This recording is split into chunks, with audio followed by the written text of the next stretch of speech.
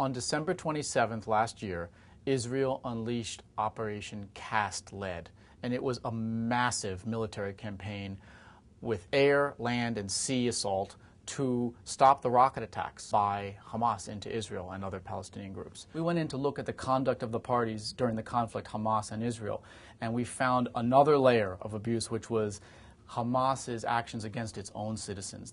Hamas took advantage of the chaos and went after its opponents. It cleaned house. They went after people suspected of collaboration with Israel, but also its political opponents, even people who were just criticizing Hamas. So a very brutal internal crackdown that came under the cover of the Israel-Hamas conflict.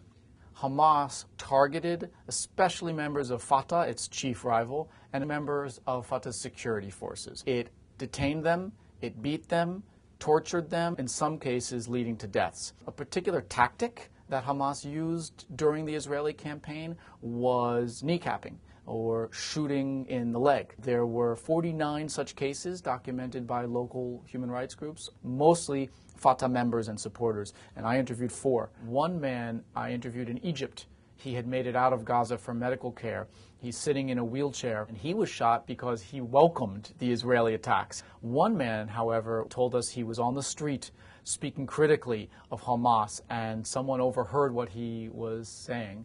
And that night, 12 men came to his home, dragged him outside, took him around the corner, and shot him repeatedly in both legs. He was not even a Fatah member, simply someone who objected to the policies of Hamas.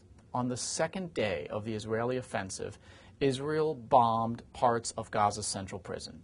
About 200 people were in the facility at the time. Some were wounded, but most escaped. Hamas security forces and masked men who we believe were connected with Hamas tracked down 18 of these men and killed them.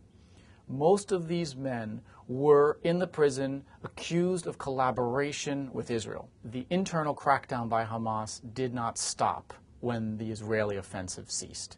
14 Palestinians have died at the hands of security forces since the Israeli offensive stopped, and 4 of them were in detention.